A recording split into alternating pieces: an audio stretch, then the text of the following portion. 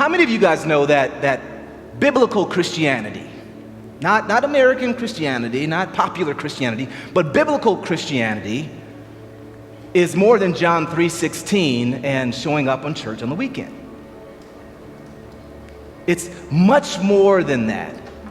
It's more than a personalized, individualistic faith. And despite what American culture constantly teaches us, biblical Christianity is nothing less, get this, it's nothing less than a dynamic, transformative framework that informs us on how now we should live. Chapter 5, Paul specifically addresses the issue of sexual immorality within the church. And he's instructing them on how now should they live. There is a sin issue that needs to be addressed head on. It's gotten out of hand. And then there's a root problem that we need to be aware of and guard against. Pride will blind you from problems that will bury you. Paul, in his urgent voice, is saying, you know what? You have become so blind to what is going on in the church that your blindness will create problems for you that will ultimately bury you. I mean, imagine how blind you would have to be, and you would allow yourself to be, to engage in activities that so perverse that your non-Christian friends are like, oh, hold on, you need to go back to church, you need to.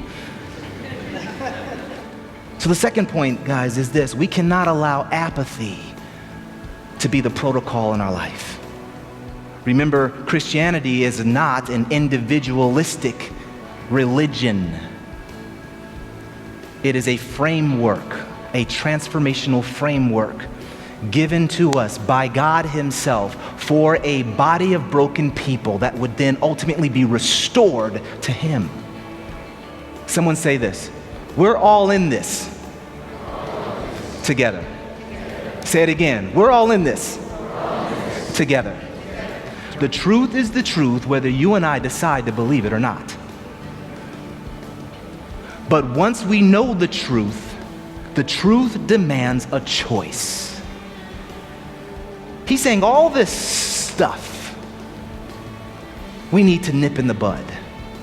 We need to address as mature, loving brothers and sisters who are willing to authentically come into a culture of discipleship, a culture of accountability, where iron is sharpening iron. So much so that we are being transformed from the inside out, and we as a people, we as a church, we as a body presents to the world, we as the bride of Christ presents to the world the glory of God, so that ultimately they would be saved.